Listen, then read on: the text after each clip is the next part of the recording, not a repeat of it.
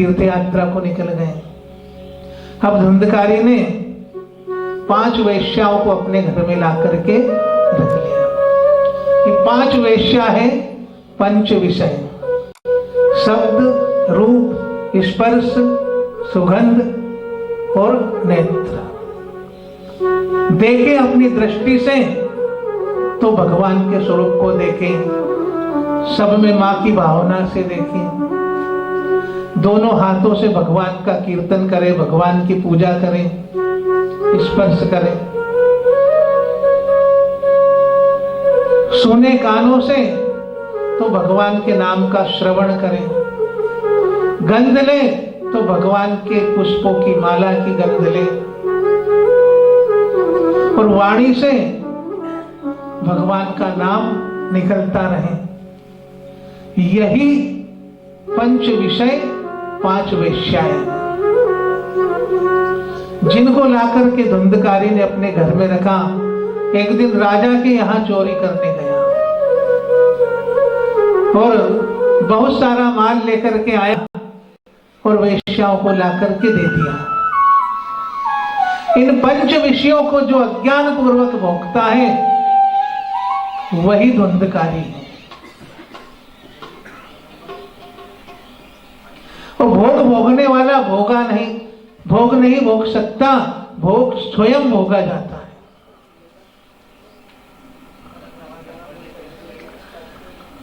एक कीर्तन में बैठे हैं, कथा सुन रहे हैं, क्षण भर में याद आई कि बीड़ी पी लें, सिगरेट पी लें।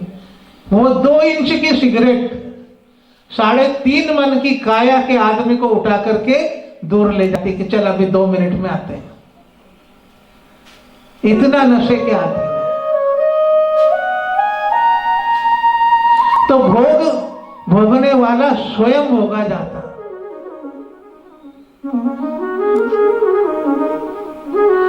इन पंच विषयों को जो अज्ञान पूर्वक भोगे वही धुंधकारी। माल लाया, वेश्याओं को दिया और वेश्याओं ने सोचा कि इसने राजा के यहाँ चोरी की है और इसके साथ में हम भी पकड़ी जाएंगी तो हमको भी जेल में जाना पड़ेगा। जितना हमको इससे धन कमाना था उतना कमा लिया, अब इसकी हमको जरूरत नहीं। तो रात के समय में उस धुंधकारी सोते हुए के मुंह में जलते हुए अंगारे उन वेश्याओं ने डाल दिए,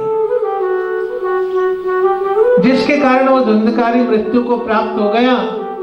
और उसके मरने के पश्चात उन्होंने वहीं उसके घर में गड्ढा खोद के उसको गाड़ दिया। अंते मति सगति, धुंधकारी प्रेत बना। एक दिन तीर्थ क्षेत्र से गोकर्ण जी घूमते हुए वहां आए।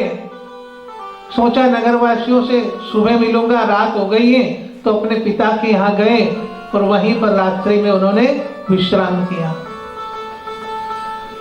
जब सारी दुनिया सोती है, भोगी भोग भोगता है, उस समय जोगी जागता है, संत भजन करता है। तो गोकर्ण जी महाराज भजन करने लगे और उसी समय धुंधकारी जो प्रेत रूपी था तरह तरह की आवाजें निकालता हुआ कभी रोता है, कभी चिल्लाता है, कभी बकरे की कभी भैंसे की आवाज में उनके सामने बोलने लगता है। गोकर्ण जी महाराज सोचने लगे कि कोई दुखी आत्मा है, तो अपने कमंडल से जल उसके ऊपर छीटा कि तू बोल, तेरे दुख का कारण क्या है, तू कौन है। तब वो बोला कि मैं आपका भाई धुंधकारी हूं। तब गोकर्ण जी महाराज ने कहा कि धुंधकारी तू, हमने तेरी मृत्यु का सुना तो तेरा गया श्राद्ध हमने कर दिया था, तो फिर भी मुक्त नहीं हुआ। तब धुंधकारी ने कहा कि भाई, एक गया श्राद्ध तो क्या, 100 गया श्राद्ध कर दो तो भी मेरी मुक्ति संभव नहीं है। गया श्राद्ध सते नापी न मुक्ति तो संभवा। फिर गोकर्ण जी महाराज ने कहा कि हम तेरी मुक्ति का उपाय ढूंढेंगे, तू चिंता मत कर। धुंधकारी कहने लगा, एक तो हम ब्राह्मण हैं और ब्राह्मण का जन्म लेकर के मैंने बहुत अधर्म किया, इस कारण मेरी मुक्ति संभव नहीं हुई। गोकर्ण जी महाराज का आश्वासन पाकर के धुंधकारी गया और जब प्रातः काल हुआ, नित्य कर्म से निवृत्त होकर के गोकर्ण जी महाराज भगवान सूर्य को अर्घ्य देने लगे। उसी समय भगवान सूर्य से पूछा कि मेरे भाई की मुक्ति का कारण क्या है, आप मुझे बताइए। तो सूर्य भगवान ने कहा कि तेरी भाई का मुक्ति का प्रयत्न श्रीमद् भागवत सप्ताह ज्ञान यज्ञ से ही होगा।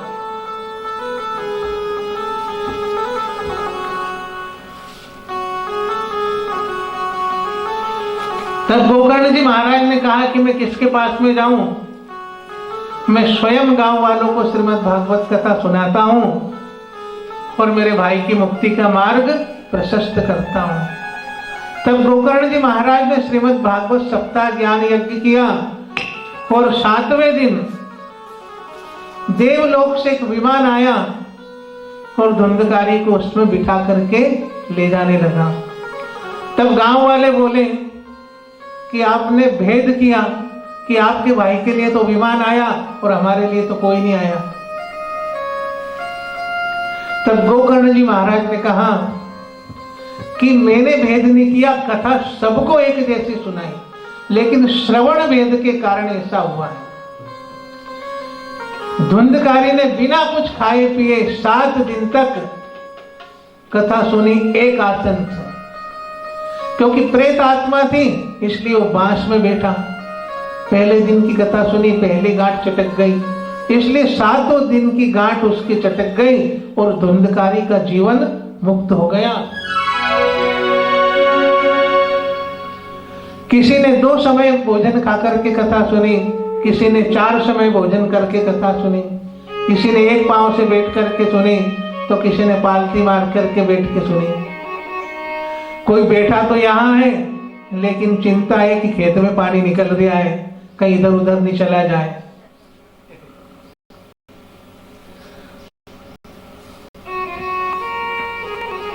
तो श्रवण वेद से ये हुआ।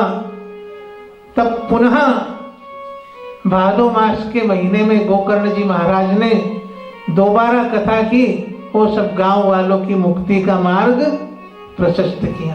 बोले गोकर्ण जी महाराज की, और स्वयं भी भगवान के धाम को प्राप्त हुए। आगे जब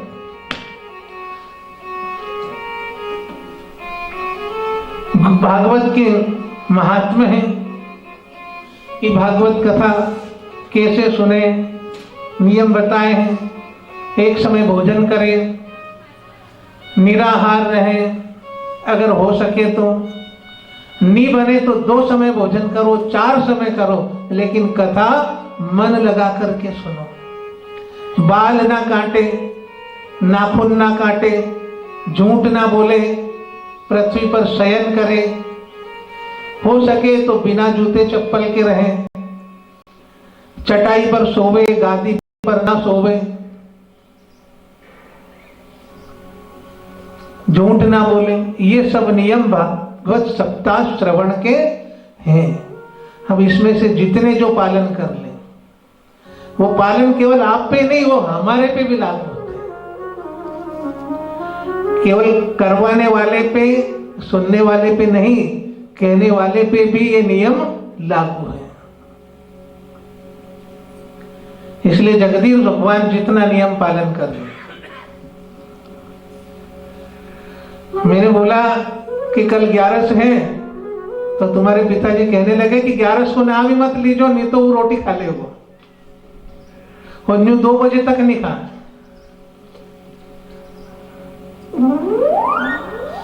तो एक समय भोजन कम से कम करें, है ना।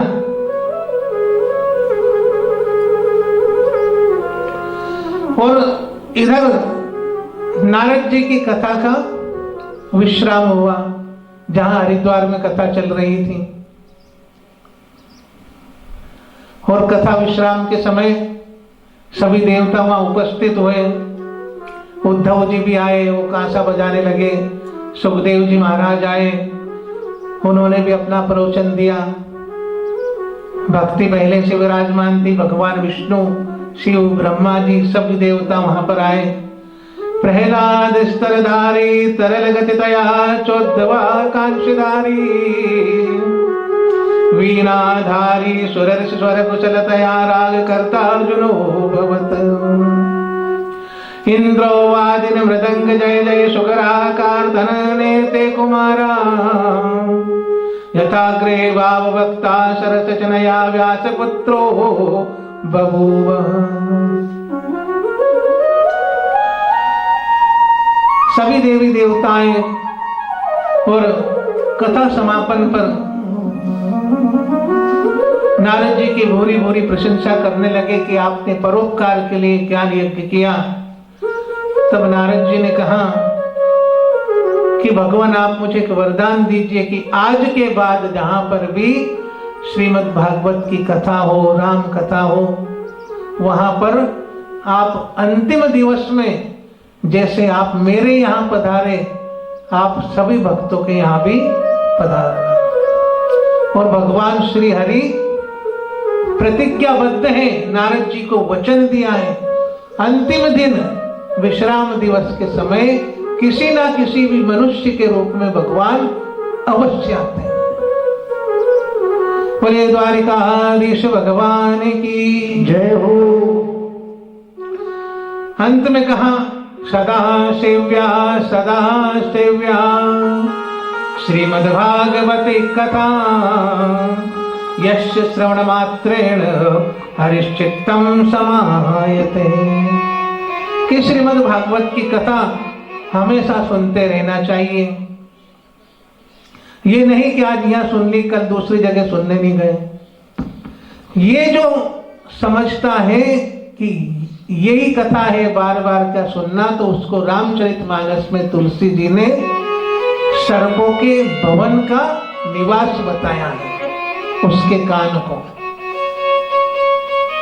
कि उसके कान कैसे हैं कि जिसमें सांप निवास करते हैं। श्रवण रद्र ही भवन समाना। तो श्रीमद् भागवत की कथा सुने, हो सके तो घर में पुस्तक रखे, एक श्लोक, आधा श्लोक नित्य उसका पाठ करें तो आधे श्लोक से ही तर जाते हैं। यहीं पर श्रीमद् भागवत का महात्मा विराम लेकर के प्रथम स्कंद में कथा प्रवेश करती है। यहां पर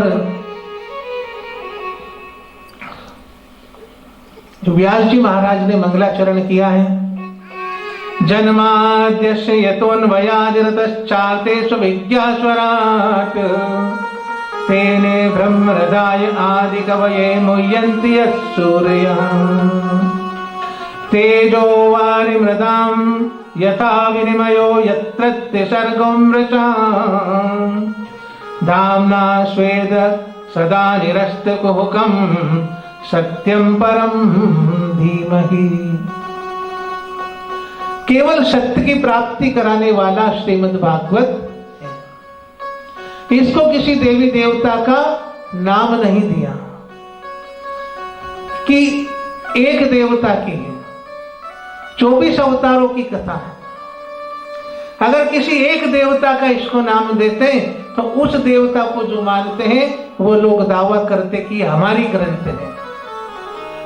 शक्ति को लिखते तो शक्ति को मानने वाले कहते कि हमारा है, राम को मानने वाले कहते कि हमारा है, कृष्ण को मानने वाले कहते कि ये हमारा है।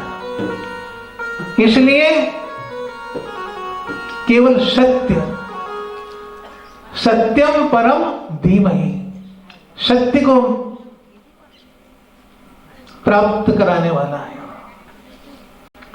धर्म प्रोजिक्तोत्र परमो निरस्मराणां सताम् वेदं वास्तव मात्रं वसत शिवं तापत्रयन् मुनिरम्। श्रीमद्भागवते महामुनिकृते किं वा परेरीश्वरा सद्यो हय्यवरुध्यते अत्र पृथिवी शुश्रोऽपि तत्क्षणात्। है कृष्ण कथा को जो निष्कपट पूर्वक सुने, प्रीति लगाकर सुने, मन लगाकर के सुने, वही भागवत परम धर्म है। संतों का परम धन है, परम धन है। वो संतों के जानने योग्य कृष्ण कथा का वर्णन है, वही श्रीमद् भागवत कथा में वर्णन है कि राम नाम की औषधि खरी रीति से खाए, अंग पीड़ा उपजे नहीं और भव रोग मिट जाए। अगर गोली दवाई खाओ तो रिएक्शन मारने का भी खतरा रहता है, लेकिन भागवत नाम का औषधि जिसने पान कर लिया वो भव से पार हो जाता है। खरी रीति इसके नियम है, जो नियम आपको बताए उस नियम पूर्वक ये खाएं।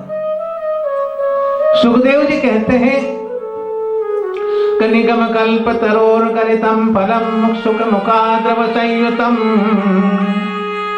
पिबतम भागवतम रसमालयम मुहुरो रसिका भुवि भाविता। किसको खूब पिए। आम के वृक्ष में तो फिर भी गुठली है, त्याज्य है, गुठली को फेंकना पड़ता है, लेकिन इसमें तो रस ही रस है। खूब पिए, प्रेम से पिए। पिबम भागवतम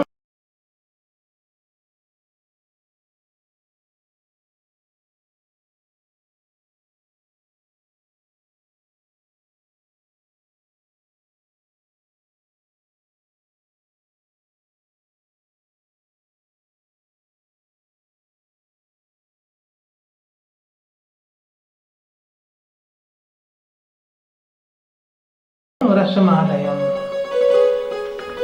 रामचरित जय सुनत अदाई, रस विशेष जाना तिन नाई।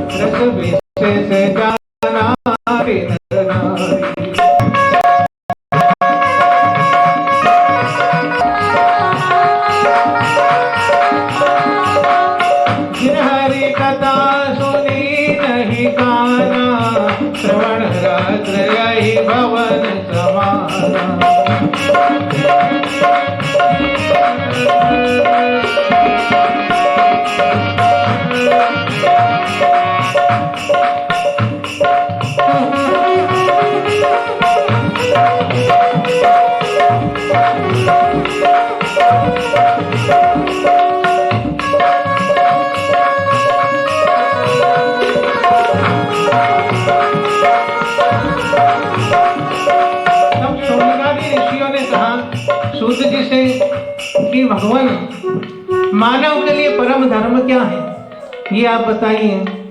कि परिक्रमा लगाना, दान करना, मंदिर में हम पूजा करने जाए तो किस देवता की माने।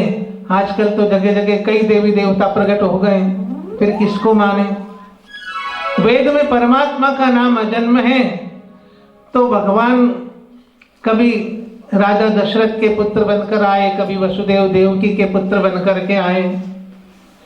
चौथा प्रश्न है कि हरि अनंत हैं, तो फिर उनके अवतार कितने हैं। तब सूत जी महाराज बोले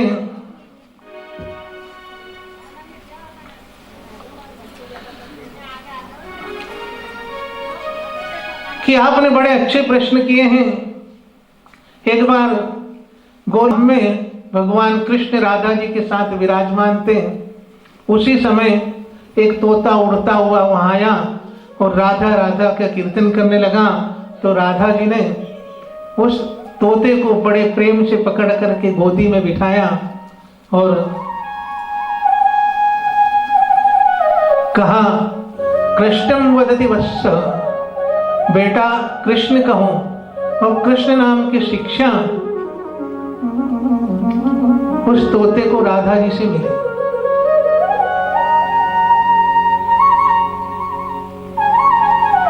सूत जी महाराज कहने लगे कि वही तोता जो है आगे के समय में सुखदेव जी के रूप में जन्म लिया। तब शौनकादि ऋषियों ने कहा कि ये संभव कैसे हुआ। तब सूत जी ने कथा सुनाते हुए कहा कि एक बार कैलाश पर्वत पर पार्वती जी बैठी हुई थी, भगवान शिव समाधि में थे। नारद जी आए। नारद जी ने पार्वती को कहा कि आपके पति आपसे छिपाव रखते हैं, भेद रखते हैं। पार्वती जी ने कहा कि वो मुझसे बड़ा प्रेम करते हैं, कोई भेद नहीं रखते।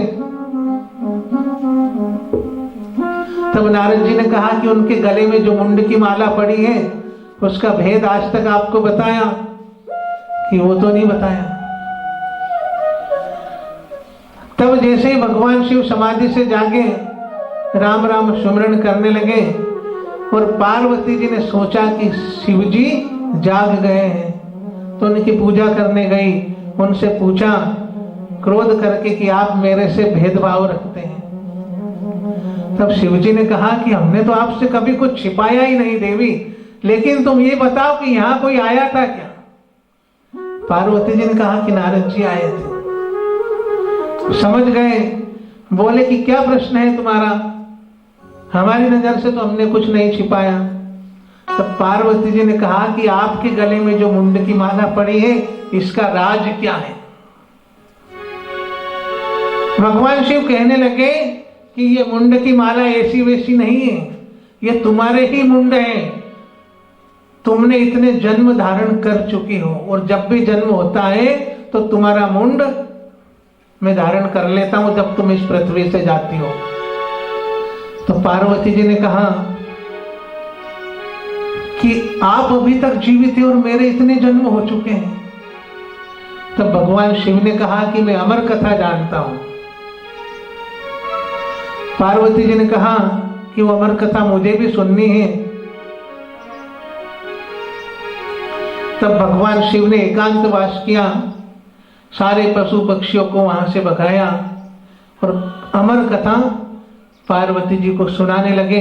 लेकिन उसी समय शिव जी जब पशु पक्षियों को भगा रहे तो एक सुकी थी, वो उड़ते उड़ते प्रसव थी, गर्भवती थी, तो उसको प्रसव हो गया, अंडा ऊपर से गिरने में फूट गया और उसने प्राण त्याग दिए।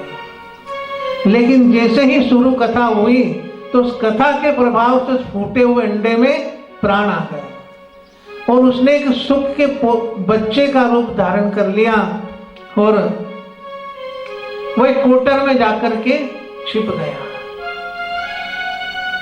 अमर कथा कहते हैं पार्वती जी को निद्रा आ गई। जब दसम स्कंद में कथा पहुंची, उद्धव प्रसंग चल रहा था। भगवान द्वारिकाधीश उद्धव जी को सन्यास की शिक्षा दे रहे थे, धर्म की परिभाषा बता रहे थे। उस समय पार्वती जी को निद्रा आ गई। पार्वती जी को नींद आती देख करके उस बच्चे ने सोचा कि अगर इन्होंने हुंकारे देना बंद कर दिया तो भगवान अमर कथा सुनाना बंद कर देंगे। तो पार्वती जी की आवाज में वही हुंकारे भरने लगा, ओम ओम कहने लगा। और जैसे ही कथा विराम हुई और भगवान ने जयकारा लगाया, बोले द्वारिकाधीश भगवान की, और पार्वती जी की निद्रा टूट गई। जगी तो उन्होंने शिव जी से प्रश्न किया कि भगवान उद्धव को भगवान ने क्या ज्ञान दिया, आप मुझे बताइए। भगवान शिव ने कहा कि कथा तो पूरी हो गई। पार्वती जी ने कहा कि मुझे तो नींद आ गई थी, मैंने कथा सुनी नहीं। तब शिव जी ने कहा कि तुम्हारे आवाज जैसी आवाज आ रही थी, वो कौन है फिर? शिव जी ने इधर उधर देखा तो कोटर में एक बच्चा बैठा हुआ था, सुख का, तोते का।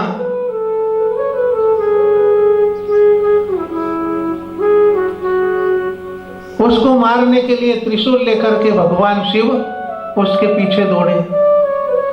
वो दौड़ता उड़ता उड़ता सरस्वती नदी के किनारे उत्तराखंड में जहां व्यास जी का आश्रम था, वहां पर उनके आश्रम में चला गया और उनकी पत्नी विठका देवी को उबासी आई और उसी समय वो तोता उनके शरीर में प्रवेश कर गया। व्यास जी सरस्वती में स्नान करके आए, कुटिया के बाहर शिव जी का पहरा। शिव जी को देख करके पूछने लगे कि आज आप मेरे घर की रखवाली कैसे कर रहे हैं? कि मेरा शत्रु तुम्हारे घर में छिपा है। व्यास जी ने कहा कि उसका अपराध क्या है? कि उसने चोरी छिपे मेरी कथा सुनी, यही उसका अपराध। उसको मैं मारूंगा, जीवित नहीं छोड़ूंगा। व्यास जी ने कहा कि भगवान, अमर कथा सुनने के बाद में कोई मरा है? शिव जी ने कहा कि फिर कैसे मर सकता है? तो फिर आप जाइए, यहां क्या कर रहे हैं? और भगवान शिव अपने धाम को आ गए। 12 वर्ष तक सुखदेव जी उनकी मां के गर्भ में रहे। 12वें वर्ष में मां ने, व्यास जी ने प्रार्थना की कि पुत्र बाहर आओ। सुखदेव जी कहने लगे गर्भ के अंदर से कि बाहर आने पर माया मुझे पकड़ लेगी। तब व्यास जी ने कहा कि बेटा, तुम्हें माया नहीं पकड़ सकती, तुमने अमर कथा सुन ली है, तुम तो स्वयं ब्रह्म का रूप हो गए हो। और इतनी बात सुनते ही सुखदेव जी महाराज ने जन्म लिया, बाहर आए। बोले सुखदेव जी महाराज की जय हो। और जन्म लेते ही 12 वर्ष के सुखदेव नाल को कंधे पर रख करके जंगल की ओर चल दिए। व्यास जी पीछे पीछे जा रहे हैं, पुत्र रुको, पुत्र रुको, लेकिन पुत्र नहीं रुकता है। सरोवर में स्त्रियां नहा रही थी, व्यास जी को देख करके वस्त्र पहनने लगी। व्यास जी ने कहा कि मुझ वृद्ध आदमी को देख करके आप लज्जा करती हैं और मेरा जवान पुत्र यहां से निकल गया। तब संकोच नहीं हुआ तो उन स्त्रियों ने कहा कि व्यास जी, उनको तो यही जानकारी नहीं है कि कौन स्त्री है और कौन पुरुष है, वो तो साक्षात ब्रह्म है। ये तो भेद आपकी दृष्टि में है। यम प्रवजन्तमनुपेतमपेत कृत्यम द्वैपायनो विरह कातरया जुहाव पुत्रेति तन्मयतया सर्वो विनेदो तम सर्वभूत हृदयम मुनिमानतोस्मि। पूरे सुखदेव जी महाराज की जय हो। अब सुखदेव जी को वापस कैसे लाए, इसका प्रयत्न करने लगे व्यास जी महाराज और राजा। इधर सूत जी सोनकादि ऋषियों को कथा सुनाते हुए कहते हैं कि हे, तुमने पूछा है कि प्रभु का जन्म क्यों होता है, कैसे होता है? तो सूत जी महाराज कहते हैं कि जब जब होई धर्म के हानि और बाढ़ असुर धर्म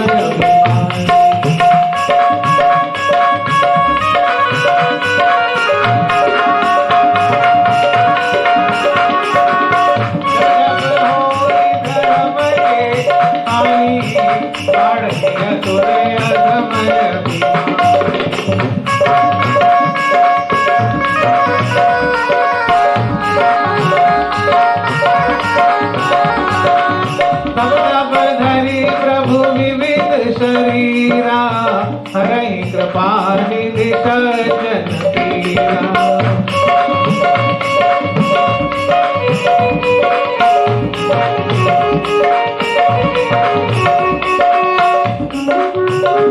कि जब जब इस धरती पर अधर्म होता है, विप्र को, ब्राह्मणों को, गायों को कष्ट होता है, तब तब विविध रूप धारण करके, नाना रूप धारण करके भगवान इस पृथ्वी पर आते हैं। 24 अवतारों की एकता ये सूत जी कहते हैं कि ना प्रभु का जन्म होता है ना मरण होता है, प्रभु का अवतार होता है और प्रभु अंतर ध्यान हो जाते हैं। सबसे पहले अवतार बताया है भगवान का सनक सनंदन सनातन सनत कुमार, वरा अवतार, नारद अवतार, नर नारायण अवतार, कपिल भगवान का अवतार, दत्तात्रेय, यज्ञ भगवान, ऋषभदेव अवतार, पृथु अवतार, मत्स्य अवतार, नरसिंह अवतार, कच्छप अवतार, धन्वंतरी अवतार, भगवान वामन का अवतार, श्री परशुराम जी, महर्षि वेदव्यास जी, भगवान मर्यादा पुरुषोत्तम श्री राम, बलराम जी शेषावतार और भगवान श्री कृष्ण। कल्कि अवतार, हंस अवतार, हरि अवतार, बुद्ध अवतार, ये 24 अवतारों की कथा श्रीमद् भागवत में है। यूं तो 26-27 भगवान के अवतार माने जाते हैं, लेकिन जगह जगह गणना भागवत में 2-3 तरह के अवतारों की दी है, जिसमें जहां पर हरि अवतार भगवान का 2 बार हुआ, एक बार गजेंद्र और ग्रह को, गज को छुड़ाया जब हुआ, दूसरा हरि अवतार मधुवन में ध्रुव को दर्शन दिए, हंस अवतार और हरि अवतार, इस तरह से 26-27 भगवान के अवतारों की कथा है जो विस्तार पूर्वक वर्णन है। भगवान सुखदेव जी को लाने के लिए व्यास जी चिंतातुर होने लगे, तो नारद जी आए। नारद जी ने कहा एक दिन व्यास जी को चिंता में बैठे हुए कि आप वेद व्यास जी हो, आपने 17 पुराणों की रचना की, फिर भी आप चिंतित दिखाई देते। तब व्यास जी ने कहा कि नारद जी, मैंने 17 पुराणों की रचना की, लेकिन मेरा मन फिर भी शांत नहीं है। तब नारद जी ने कहा कि आपने पुराण तो रचे, लेकिन अब आप पुराणों का सार 18वें पुराण की रचना कीजिए। आपने पुराणों की रचना तो बहुत की, लेकिन भगवान के रूप, प्रेम, सौंदर्य, माधुरी का वर्णन नहीं किया। तब नारद जी ने चतुश्लोकी भागवत का ज्ञान वेद व्यास जी को दिया। उसी चतुश्लोकी भागवत, 4 श्लोकी भागवत से वेद व्यास जी ने ध्यान लगाया तो 335 अध्याय, 12 स्कंद और 18,000 श्लोक कर दिया।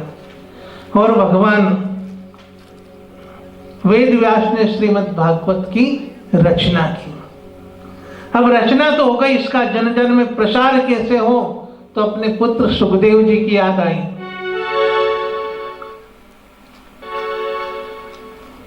सुखदेव जी ने वन में थे, तो व्यास जी ने अपने शिष्यों को वहां भेजा, अधूरे श्लोक रटवाए कि आधे का ना, जब कोई मिलेगी इसको पूरा करो तो पूरा सुनाना। व्यास शिष्य जंगल में जाते हैं, अधूरा श्लोक गाते। एक दिन सुखदेव जी के कानों में उन मंत्रों की ध्वनि पड़ी, तो सुखदेव जी महाराज सोचने लगे कि ये शिष्य लोग अधूरा श्लोक क्यों गाते हैं। उनके पास में गए, पूछा कि तुम अधूरा क्यों गाते हो, पूरा गाओ। तो उन्होंने कहा कि हमारे गुरुदेव की आज्ञा है कि जब तक कोई कहे ना कि इसको पूरा गाओ, तब तक पूरा मत सुनाना।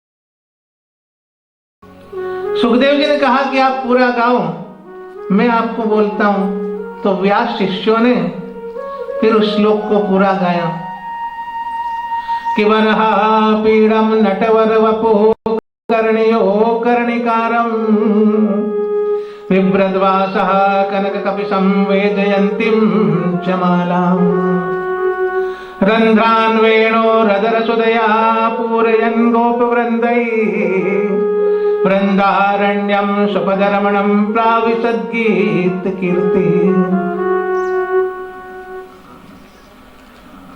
व्यास शिष्यों ने श्लोक सुनाया कि कान के फूल भगवान कनेर के फूल से शोभायमान है, वंश पुष्पों की माला है, गुंज माला धारण किए हैं, आधे नटवर रूप में खड़े हैं और बंशी की धुन भगवान बजा रहे हैं। भगवान के रूप रस और सौंदर्य माधुरी का वर्णन किया। व्यास शिष्य ने कहा कि वह आपने भगवान की रस माधुरी का दर्शन तो किया, क्या आप उनका स्वभाव जानना चाहते हैं? सुखदेव जी ने महाराज ने कहा सुनाइए। तो व्यास शिष्यों ने दूसरा श्लोक सुनाया। अहो बकीयम तनकालकूटम जिंगासवायाप्यपदप्य सात्वे लेबे गतिं धातृचित्तां ततोऽन्यं कमुवा दयालुं शरणं व्रजेम। कि भगवान का स्वभाव कैसा है कि जो पूतना अपने स्तनों में विष लगा करके मारने आई उसको भी मां जैसी गति प्रदान की।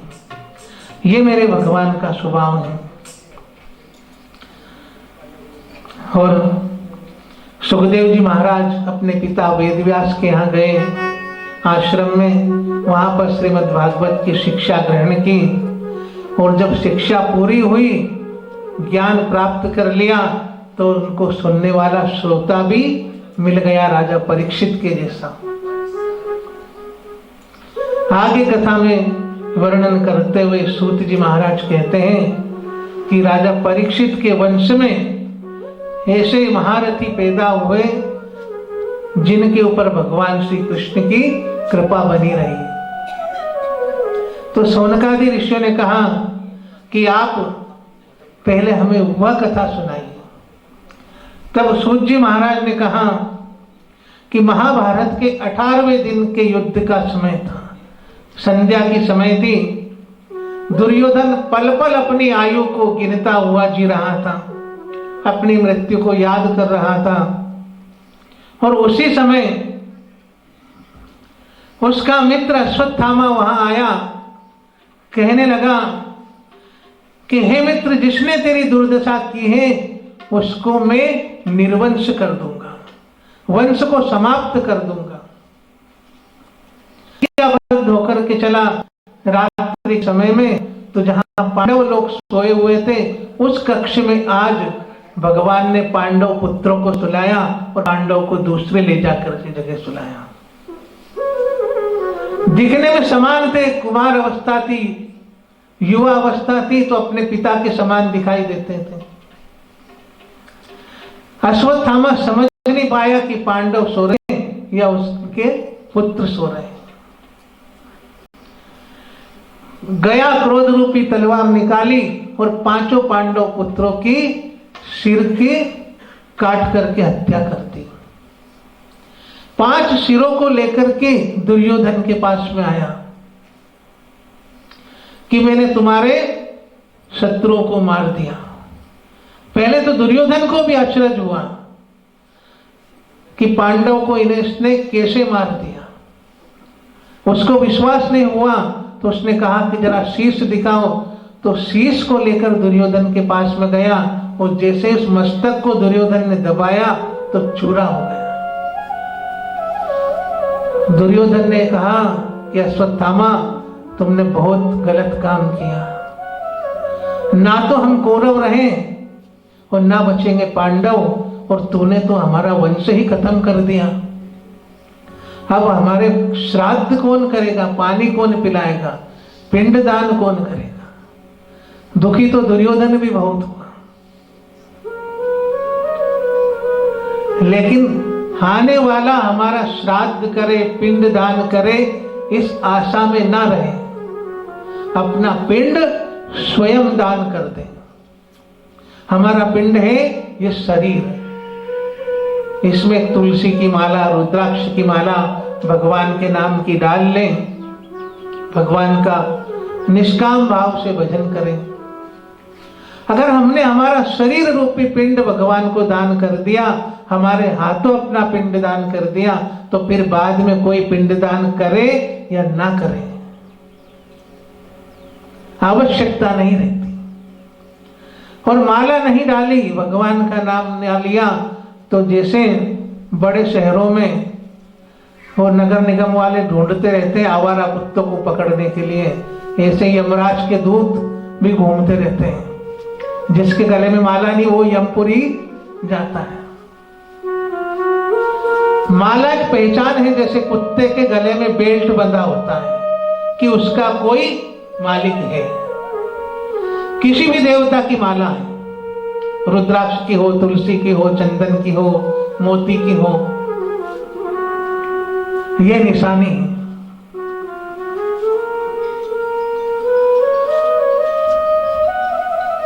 भगवान प्रातः काल पांडवों को लेकर आए।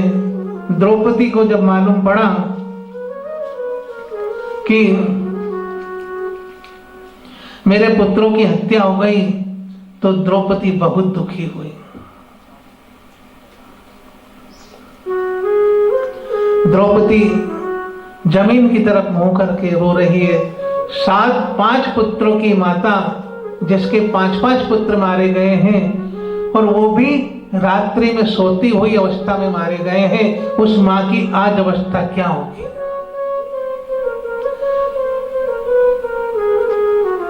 उसी समय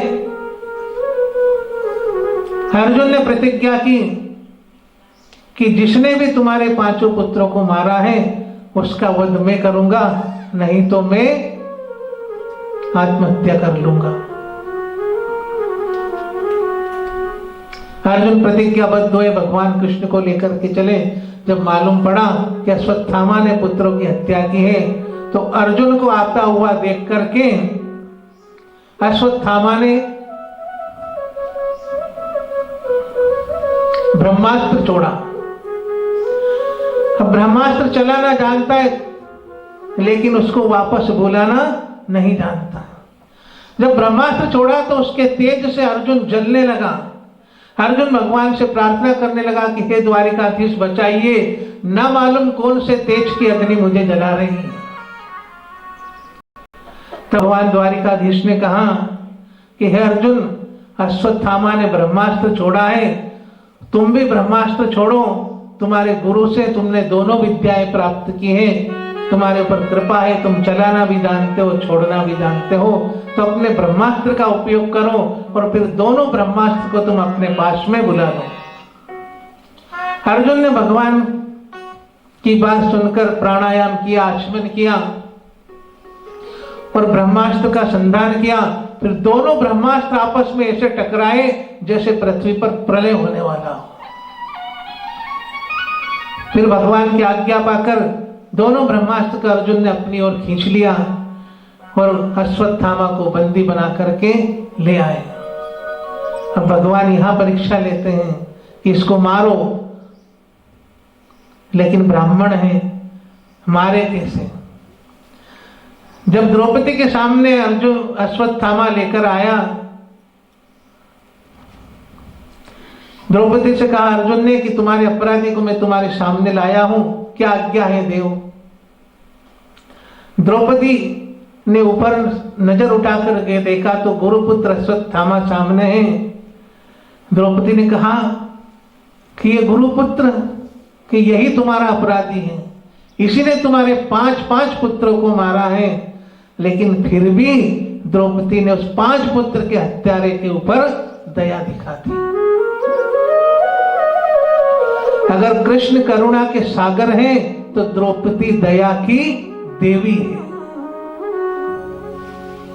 भगवान कृष्ण ने अपनी बहन सुभद्रा को अपना नाम नहीं दिया, लेकिन आज द्रौपदी को अपना नाम दिया कृष्णा। द्रौपदी का एक नाम कृष्णा भी है।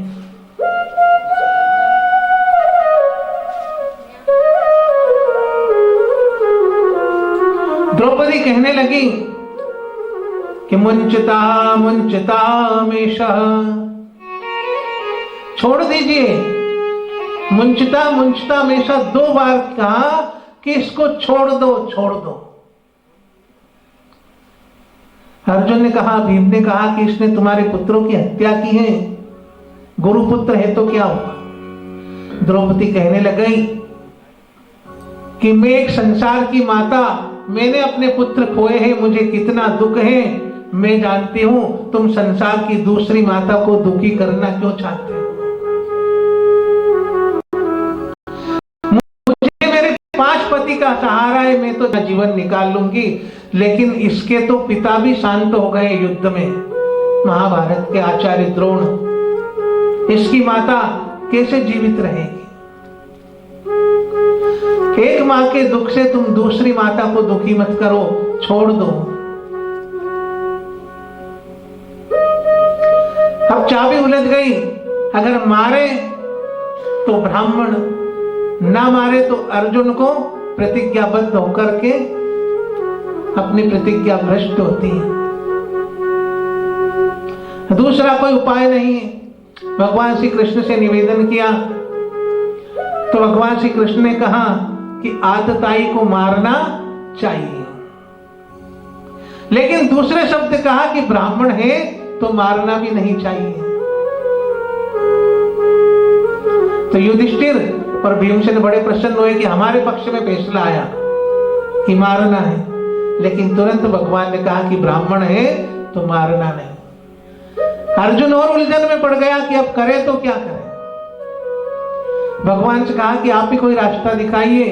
भगवान ने कहा कि ब्राह्मण का अपमान उसकी मृत्यु के समान होता है, इसलिए इसको अपमानित कर दो।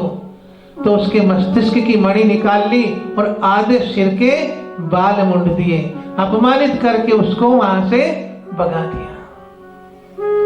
अब अश्वत्थामा को ऋणी होना चाहिए था पांडवों का कि उसको जीवन दान दिया, मारा नहीं। लेकिन अश्वत्थामा ने अपने अपमान का बदला लेने के लिए 5 बाण पांडवों के ऊपर छोड़े और अभिमन्यु की पत्नी गर्भवती थी, उसको मारने के लिए, उसके गर्भ को नष्ट करने के लिए ब्रह्मास्त्र का संधान किया। उत्तरा दौड़ी हुई भगवान कृष्ण की शरण में गई कि हे भगवान कृष्ण कृष्ण महाभावो भक्तानाम भयंकरा त्वमेको दहमानानाम अपवर्गोऽसि संस्कृते। कि हे भगवान, ये अग्नि मुझे जला रही है, आप मुझे इससे बचाइए, मेरे पुत्र की रक्षा कीजिए। मैं मर जाऊं लेकिन मेरे गर्भ का बालक जीवित रहे। उत्तरा किसी भाव नहीं कि मेरा पड़ोसी दुख दे रहा है तो इसको मार दो और मुझे बचा लो। उत्तरा की निर्मल भावना है कि चाहे मैं मर जाऊं लेकिन मेरे गर्भ का बालक जीवित रहे। भगवान ने तुरंत उत्तरा की प्रार्थना सुनकर के अपना सुदर्शन चक्र को छोड़ा और 5 बाणों को रास्ते में सुदर्शन ने काट दिया। और भगवान कभी किसी के गर्भ में नहीं जाते हैं।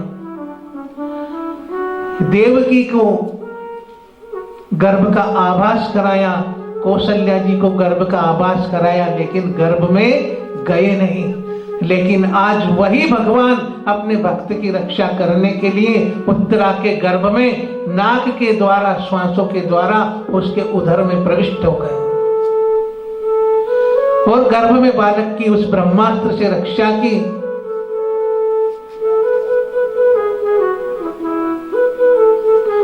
और बाहर निकल आए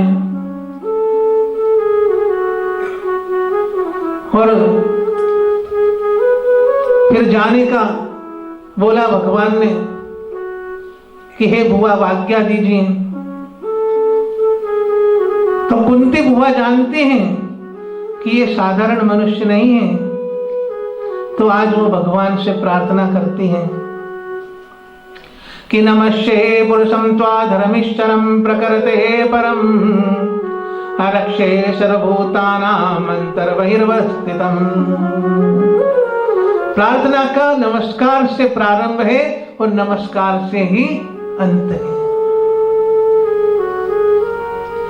आज बुआ भतीजे को नमस्कार नहीं कर रही, एक भक्त एक भगवान को नमस्कार कर रही है, क्योंकि वो जानती है कि मेरा भतीजा जगत का अंतर्यामी है।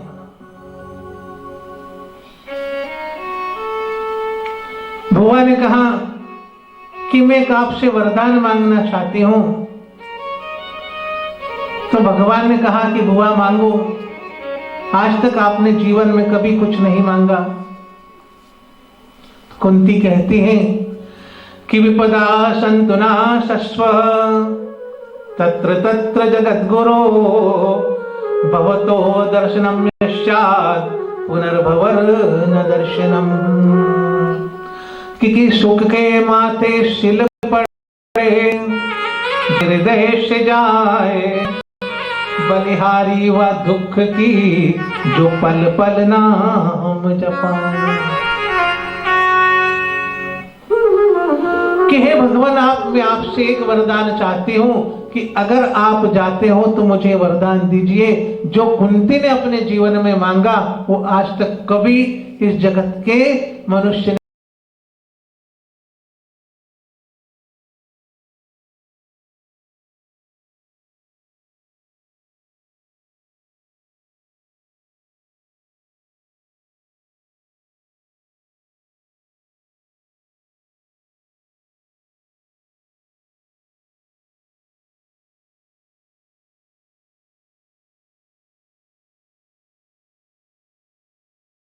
ने भगवान से नहीं मांगा। कुंती ने केवल भगवान से दुख मांगा है। भगवान को आ गया, रोने लगे कि बुआ आपने जीवन में कष्ट के सिवा कुछ नहीं भोगा।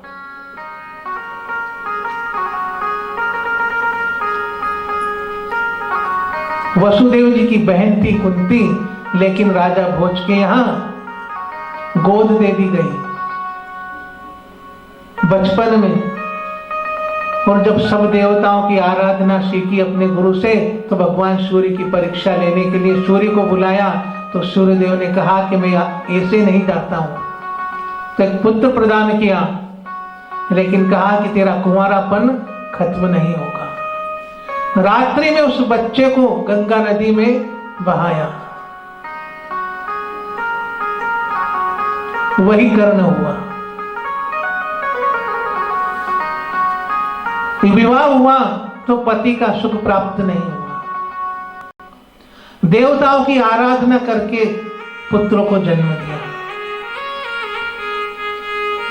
विधवा हो गई। जब पुत्र हुए तो उनको मारने के लिए कौरवों ने अनेक प्रयत्न किए। जंगल में चले गए, अज्ञातवास भुगता, और आज सब संपन्नता आई। राजा युधिष्ठिर को राज्य मिला, तो आज भगवान जा रहे हैं। तो कुंती कहती कि जब दुख था तो हमारे जीवन में आप थे, और जब सुख आया तो आप जा रहे हैं। तो ऐसा सुख किस काम का जो आप हमें छोड़ करके जा रहे हैं। इससे तो दुख ही अच्छा है। तो आप मुझे ऐसा वरदान दीजिए कि मेरे ऊपर विपदा पे विपदा आती रहे। विपदेव नेव विपदा संपदो नेव संपदा, विपद नारायण स्मृति संपन्न नारायण स्मृति। कि तब हनुमंत विपत प्रभु सोई, जब तब सुमिरन भजन न होई।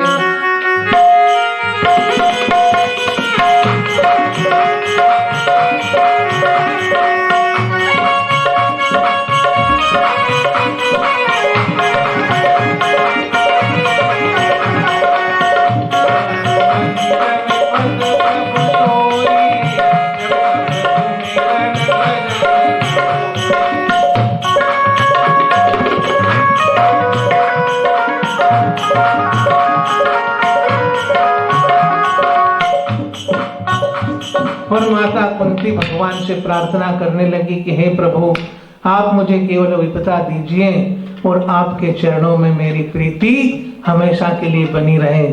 और प्रीति बनी रहे, लगन लगी रहे, तो ये लगन फिर टूटे ना, ऐसा वरदान दीजिए। लागी लगन मत तोड़ना, लागी लगन मत तोड़ना, हरि जी मोरी लागी लगन मत तोड़ना।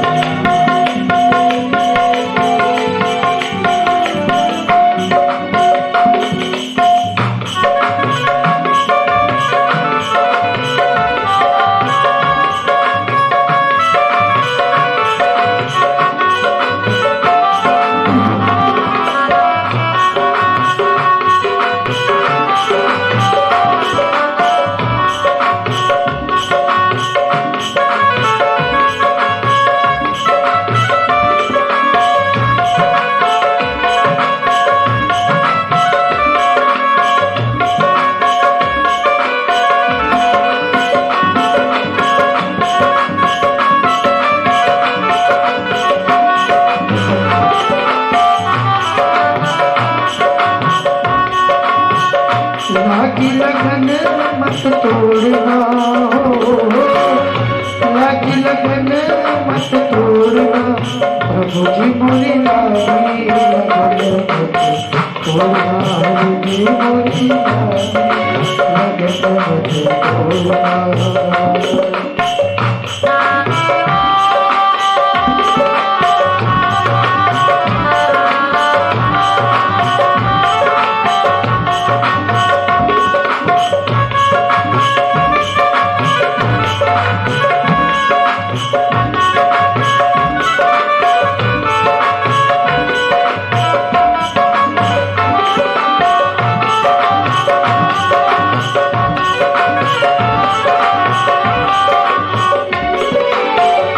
खेती बुहाई मैंने तेरे नाम की,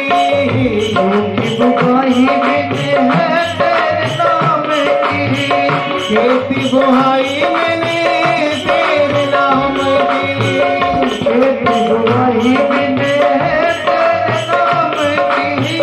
मेरे भरोसे मत छोड़ना, मेरे भरोसे मत छोड़ना, मेरे भरोसे मत छोड़ना, हर जी मेरी लागे लगन मत छोड़ना, प्रभु जी मुझे लागी लगन मत तोड़ना, लागी लगन मत तोड़ना, लागी लगन मत तोड़ना, जी मोरी लागी लगन मत तोड़ना, प्रभु जी मुझे लागी लगन मत तोड़ना।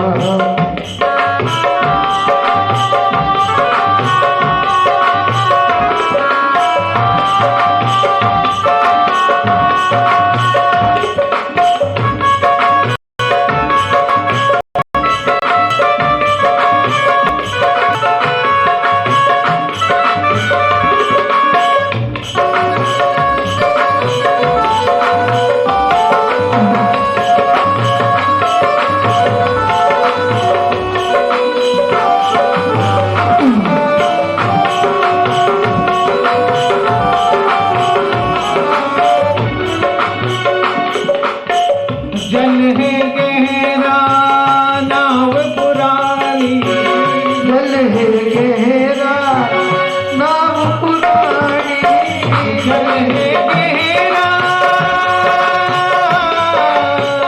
जल है गहरा नाव पुरानी, बीच भंवर मत छोड़ना, बीच भवन मत छोड़ना,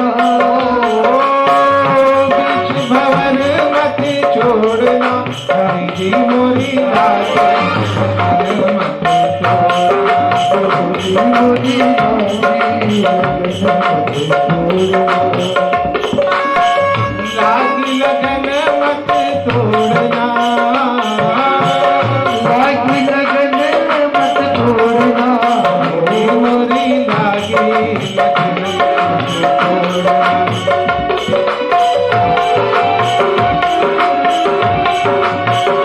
लगी रहे लगी रहे लगी रे लगी रे लगी रे लगी रे लगी रे लगी रे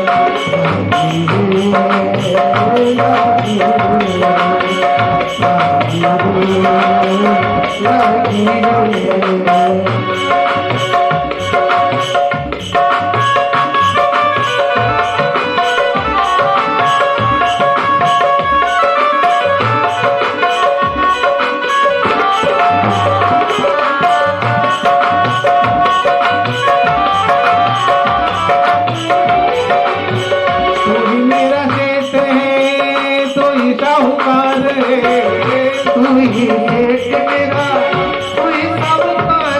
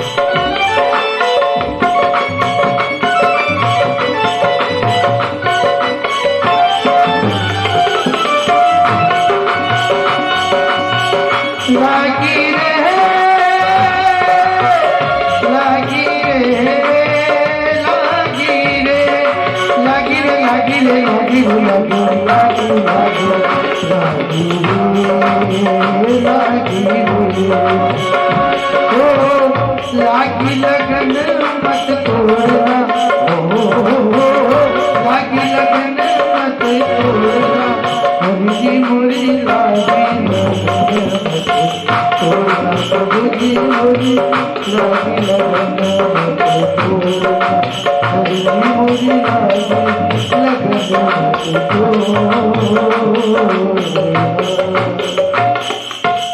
जय जय श्री राधे, जय जय श्री राधे, जय जय श्री राधे।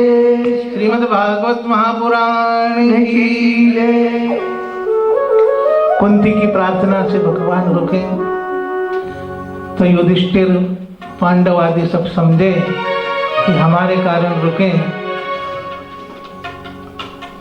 लेकिन वो रुके अपने भक्त भीष्म पितामह के लिए। तो भगवान सभी पांडवों को लेकर के भीष्म पितामह के पास में गए। युद्ध भूमि में जहां अकेले वो सूर्य उत्तरायण की प्रतीक्षा कर रहे हैं। भीष्म पितामह के पास में जाकर प्रणाम किया। युधिष्ठिरों ने, पांडवों ने, भगवान श्री कृष्ण ने। भीष्म पितामह ने कहा कि हे प्रभु, आप मेरे अंत समय में मुझे ऊपर बड़ी कृपा की जो आपके दर्शन प्राप्त हुए, अब मुझे प्यास लग रही है। तब भगवान ने अर्जुन को आज्ञा दी। अर्जुन ने वहां पर अपने बाण से गंगा का आवाहन किया पृथ्वी पर। गंगा आई और भीष्म पितामह को जलपान कराया। बोले गंगा मैया की जय हो। फिर भगवान श्री कृष्ण ने आज्ञा दी पितामह को कि आप जो है पांडवों को राजनीति की, धर्म की परिभाषा बताइए, ज्ञान दीजिए।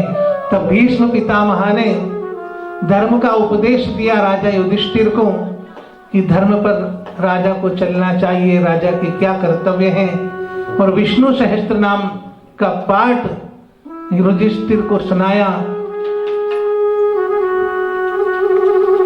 तब धर्म की परिभाषा सुनते सुनते द्रौपदी को हंसी आ गई। तब भीष्म पितामह ने कहा कि बेटा तू क्यों हंसी? तब द्रौपदी ने कहा कि हे पितामह क्षमा करें, लेकिन आप जो ये ज्ञान आज दे रहे हैं उस समय आपका ये ज्ञान कहाँ था जब मेरी लाज जा रही थी भरी राजसभा में। तब भीष्म पितामह ने कहा कि मैंने तब दुर्योधन का दूषित अन्न खाया था, उससे मेरी बुद्धि बिगड़ गई थी, मति भ्रष्ट हो गई थी, लेकिन अर्जुन ने मेरे रोम रोम में बाण मारे। जितने बाल थे उतने अर्जुन ने बाण मारे हैं। तो आज वो दूषित रक्त मेरे शरीर से बाहर हो गया और मेरी बुद्धि निर्मल हो गई। और जब बुद्धि निर्मल हुई तभी भगवान द्वारिकाधीश मुझे दर्शन देने आए। तो द्रौपदी ने पितामह से क्षमा मांगी और भगवान ने श्री कृष्ण से कहा, पितामह भीष्म ने, कि हे भगवान, आज मैं अपनी पुत्री आपको ब्याहना चाहता हूं। तो पांडव सब आश्चर्य में पड़ गए कि पितामह ने तो विवाह ही नहीं किया, तो इनकी पुत्री कहां से आ गई? तब भगवान कृष्ण ने कहा कि पितामह आपकी पुत्री? कि हाँ मेरी पुत्री। ये जो बुद्धि है, मति है, यही पितामह की पुत्री है और इसका विवाह भगवान से हो जाए। अगर मति सही है तो भगवान से ब्याही है, और मति अगर गलत दिशा में ले जाती है तो वो दुर्योधन की दी हुई है। इति मति रूप विकल्पिता वितष्णा भगवती सात्पुंगवे विभुम्नि स्वमुगते क्वचिरदुहितं प्रकृति में पयुषे यद्भव प्रवाह। कि हे भगवान, मैं आज अपनी मति रूपी पुत्री को आपसे विवाहना चाहता हूं, आपको देना चाहता हूं, आप इसे ग्रहण करिए। तब भगवान ने भीष्म पितामह की मति को ग्रहण किया और भीष्म पितामह कहने लगे कि हे भगवान, आज मैं आपको वही रूप को देखना चाहता हूं जो आपने महाभारत के युद्ध में अर्जुन को बचाने के लिए दिखाया था। जब आपने प्रतिज्ञा करी थी पांडव से अर्जुन और कौरव सेना से दुर्योधन भगवान कृष्ण के पास में मदद मांगने गए तो दुर्योधन अभिमान में सिर के पास बैठा और अर्जुन चरण के सामने बैठा। तो भगवान सो रहे थे, जागे तो अर्जुन के ऊपर पहली नजर पड़ी तो पूछा कि अर्जुन तू यहां? तो दुर्योधन बोल उठा कि उससे पहले तो मैं आया, लेकिन अभिमान के कारण सिर के ऊपर बैठा। तब भगवान ने कहा कि तू पहले मांग। तो दोनों ने एक ही कारण बताया कि हमको युद्ध में मदद चाहिए। तो भगवान ने कहा कि एक तरफ तो मैं रहूंगा निशस्त्र, कोई हथियार ना उठाऊंगा, और दूसरी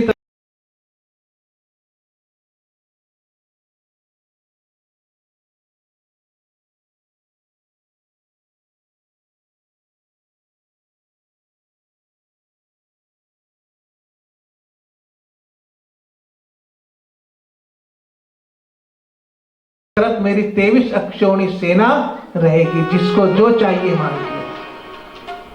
युधिष्ठिर ने सोचा कि अर्जुन ने सोचा कि जिस तरफ भगवान है उसी तरफ विजय है, तो भगवान ने को अर्जुन ने मांग लिया और सेना को दुर्योधन ने मांग लिया। भगवान अर्जुन की तरफ रहे, निशस्त्र, शस्त्र ना उठाया, ये प्रतिज्ञा कर ली। तो भीष्म पितामह ने भी प्रतिज्ञा कर ली कि हमको क्षत्रिय ना गिने, बोले वचन विचार। ऐसा तुमने कैसे बोल दिया कि आप हमको क्षत्रिय नहीं समझते हो कि जो शस्त्र बिना आप महाभारत का युद्ध अर्जुन को जिता देंगे, बिना युद्ध किए अधर्म को हटा देंगे। शस्त्र तो आपको उठाना पड़ेगा कि आज जो हरि शस्त्र ना कहाओ तो लाजो गंगा जननी को शांतनु सुत में ना कहाओ। भीष्म पितामह ने प्रतिज्ञा कर ली और आज युद्ध में सामने खड़े भीष्म पितामह। दुर्योधन ताना मारता है कि अन्न हमारा खाते हैं और मदद करते हैं पांडवों की। भीष्म पितामह ने कहा कि आज तेरी बहू को मैं जब भजन से निपटू तो रात्रि में मेरे पास भेजना, मैं आशीर्वाद दूंगा। और पितामह भजन पर बैठ गए। आधी रात को भगवान कृष्ण ने द्रौपदी को जाकर पैर का अंगूठा खींचा कि आज सोती रही तो तेरा भाग्य सोता रहेगा। द्रौपदी उठी घबराती हुई, कहा गोपाल तुम? कहा मैं। चलो भीष्म पितामह के पास। और ग्वाले का भेष बना करके भगवान चले द्रौपदी को लेकर के और कहा कि बोलना मत, चुपचाप आशीर्वाद ले लेना और वापस आ जाना। क्योंकि पहले के जमाने में ब्राह्मणों को और स्त्रियों को अंदर तक जाने की आज्ञा दी तो राजपाल ने टोका नहीं, द्वारपाल ने।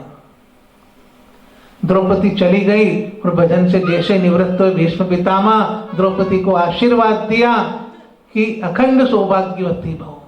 लेकिन द्रौपदी प्रसन्न इतनी हो गई और बोल उठी कि पितामह आपने अच्छा आशीर्वाद दिया, अब मैं निश्चिंत हो गई। भीष्म पितामह क्रोध में आ गए कि तू आधी रात को कैसे? कि मैं मेरे भाई के साथ आई हूं, कि चल मैं तेरे भाई को देखना चाहता हूं, कौन है तेरा भाई? द्वार पर भगवान कृष्ण खड़े थे ग्वाले के भेष में। अंधेरी रात थी, लालटेन का उजाला था, लेकिन उसमें भी सांवरे भगवान को भीष्म पितामह ने पहचान लिया कि अरे काले कपटी, तेरा ऐसा ही स्वभाव है, अब देख तू सुबह में क्या करता हूं। और इधर भीष्म पितामह ने बाणों की बौछार कर दी कि जब तक अर्जुन के ऊपर मैं शस्त्र नहीं उठाऊंगा ऐसे ही ये शस्त्र ग्रहण नहीं करेगा। जब अर्जुन को मारने को तैयार हुए भीष्म पितामह, और उसी समय भगवान कृष्ण ने एक हाथ नीचे को पृथ्वी पर झुकाया और एक तरफ सामने देख रहे हैं कि कहीं अर्जुन को बाण ना मार दे। और उसी समय हाथ में एक दो बार तो रेत आई और दूसरी बार में पहिया आया रथ का। उस रहिए को पत्ते को लेकर रथांग पाणी बनकर भगवान कृष्ण आज उठा करके भीष्म पितामह की ओर दौड़े। और भीष्म पितामह को शस्त्र उठाता हुआ देखकर भीष्म पितामह ने अपना शस्त्र नीचे रख दिया। भगवान कृष्ण से कहा कि तुमने तो शस्त्र न उठाने की प्रतिज्ञा की थी, लेकिन आज तुमने शस्त्र उठा लिया। तो भगवान कृष्ण ने कहा कि मैं मेरे भक्ति का मान रखने के लिए अपना वचन भी तोड़ देता हूं। मेरा मान टले टल जाए पर भक्त का मान न टलने पाए। आज तुम्हारे वचन की खातिर मैंने अपना वचन तोड़ दिया, तुम्हारा वचन का मान रखा। और भगवान मुस्कुराने लगे। भगवान कृष्ण से सीखे कि बड़ों से मैत्री और दोस्ती कैसे की जाती है।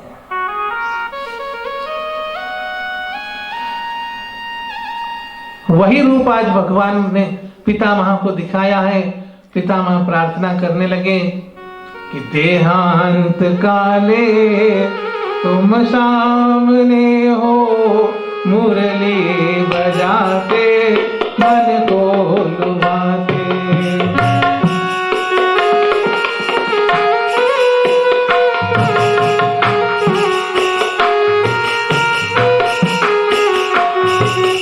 देहांत काले तुम सामने हो,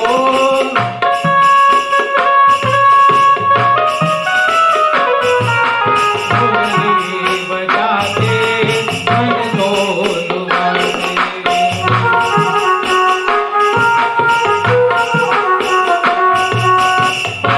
गीत गाकर कलरास त्यागो,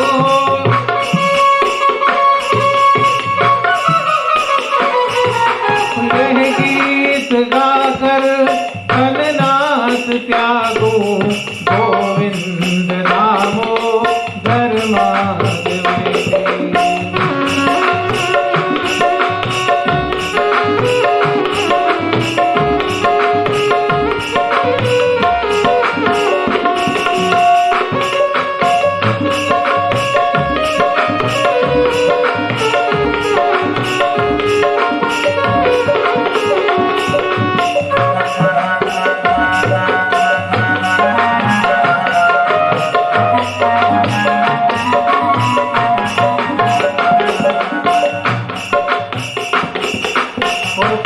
भीष्म ने भगवान से प्रार्थना की कि हे भगवान, आप सामने हो, मुरली बजाते हो, यमुना का तट हो, वंशी का वट हो, इतना तो करना स्वामी जब प्राण तन से निकले। और भीष्म पितामह ने अपने प्राणों को चढ़ाया है ऊपर ब्रह्मरंध्र में, और भगवान का ध्यान करते करते अपने प्राणों को भगवान में निछावर कर दिया। और भीष्म पितामह के शरीर से एक दिव्य ज्योति निकली जो भगवान श्री कृष्ण में समा गई। और पितामह भीष्म की। तो उत्तरायण में अपने प्राण भगवान को समर्पित किए, प्राणों को छोड़े, और वहीं से भीष्म पितामह की उत्तर क्रिया पांडवों के द्वारा करवाई। और राजा युधिष्ठिर को राज्य सिंहासन सौंप करके भगवान राज तिलक करके द्वारिका को चले आए। हाथ में अर्जुन आया, अर्जुन कुछ दिन रह करके द्वारिका वापस चला गया। और भगवान अनेक तीर्थों में होते द्वारिका को पहुंचे। जब द्वारिका में पहुंचे तो वहां के नगर निवासी बड़े आनंदित हुए। प्रसाद शिकारूढ़ कुरुनार्योदिदक्षया प्रवसुकुसुमहे कृष्णम प्रेम क्रीड़ास्तमेक्षणः। महलों की अटारियों से नारियां पुष्पों की वर्षा कर रही है, भगवान का स्वागत कर रही है। और भगवान ने अपने माता पिता को प्रणाम किया। अभिवादन शीलश्च नित्यं वृद्धोपसेविना चत्वारि तस्या वर्धन्ते आयुर्विद्यार्यशो बलम्। आयु बढ़ती है, बल बढ़ता है, विद्या बढ़ती है, यश और कीर्ति बढ़ता है प्रणाम करने से माता पिता को।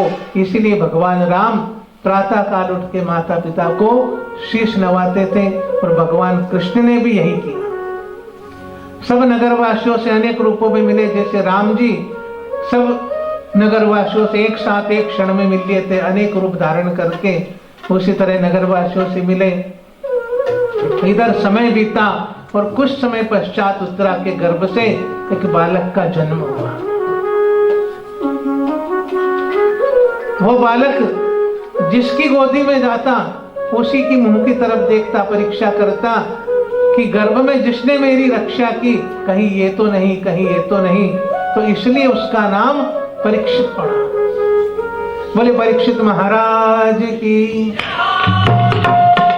और अपने भगवान के जन्म का सुन करके भगवान कृष्ण भी आज उसके ऊपर कृपा करने आए हैं और उसको आशीर्वाद देने आए हैं कि देना हो तो दीजिए जन्म जन्म का दान, देना हो तो दीजिए जन्म जन्म का दान, देना हो तो दीजिए जन्म जन्म का दान।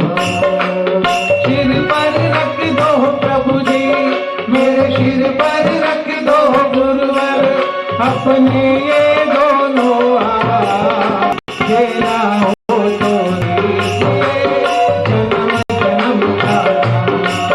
मेरे सिर पर रख दो गुरुवर, अपने ये दोनों हाथ, देना हो तो दीजिए जन्म जन्म का दान।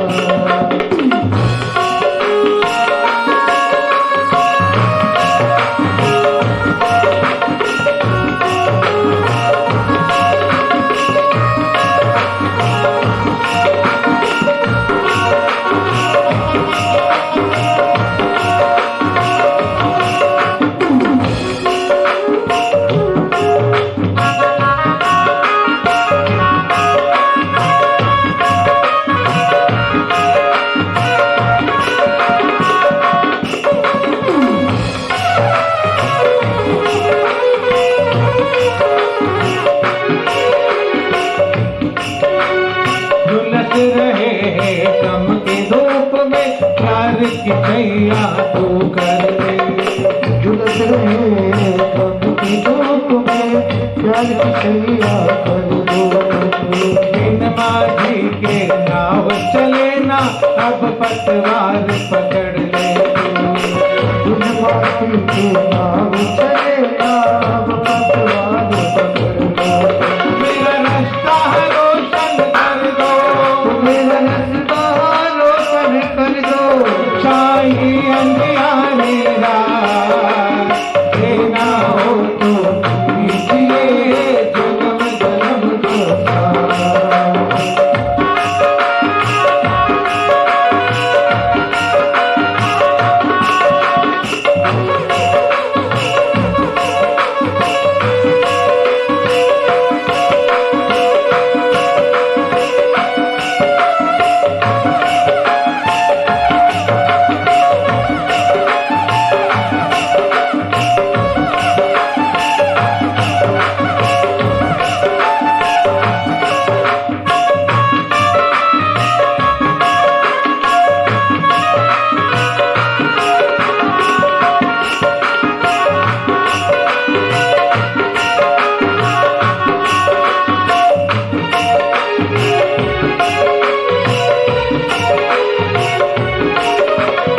इसी जन्म में सेवा देकर बहुत बड़ा एहसान किया। इसी जन्म में सेवा कर बहुत तुम ही राम कृष्ण हो गुरु जी, हमने तुमको जान लिया। तुम्ही राम कृष्ण हो गुरु जी, हमको तुम्हें पहचान लिया। तू ही माझी तू ही किवैया, तू ही माटी तू ही किवैया, हमने तुमको जान लिया। देना हो तो दीजिए जन्म जन्म का दान। मेरा रास्ता रोशन कर दो, मेरा रास्ता रोशन कर दो। छाई अंधियारी रात, देना हो तो दीजिए जन्म जन्म का दान।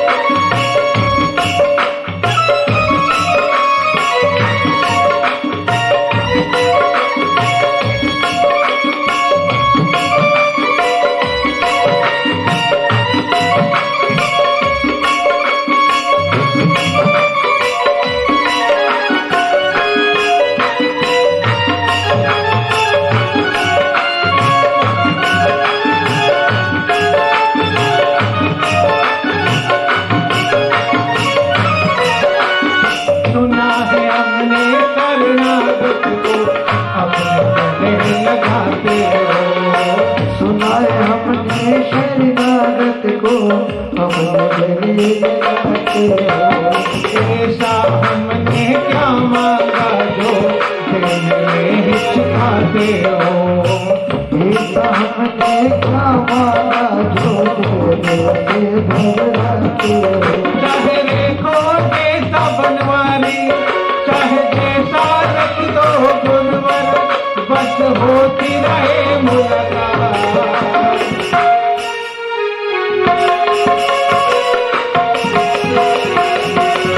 मेरे सर पर रख दो गुरुवर अपने ये दोनों हाथ।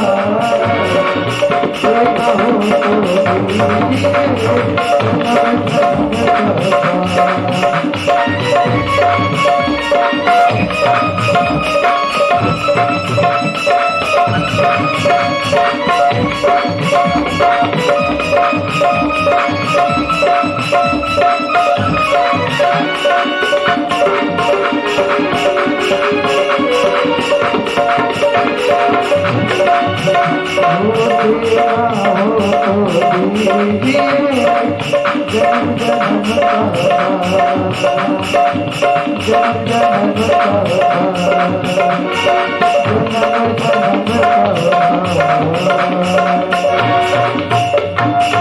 तो सदगुरुदेव भगवान की जय।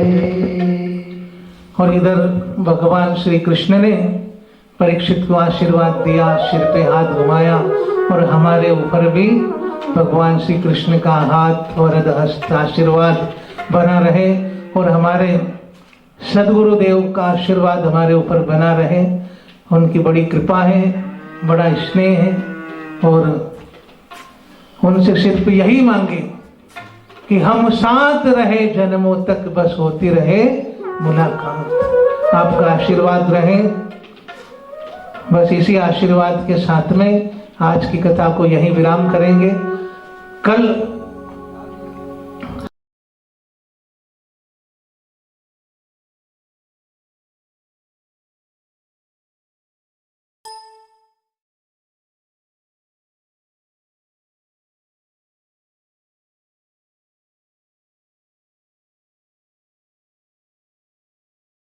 सुखदेव जी महाराज राजा परीक्षित को गंगा तट पर कथा सुनाने आएंगे।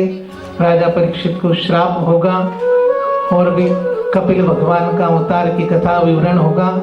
अनेक कथाएं कल निकलेगी और इसी के साथ आज की कथा विराम। आरती की तैयारी करें। अच्युतम केशवम राम नारायणम कृष्ण दामोदरम वासुदेवम हरे श्रीधरम माधवम गोपिका वल्लभम श्रीधरम माधवम गोपिका वल्लभम जानकी नायकम श्री रामचंद्रम भजे जानकी नायकम श्री रामचंद्रम भजे अच्युतम केशवम राम नारायणम। सुखदेव जी महाराज राजा परीक्षित को गंगा तट पर कथा सुना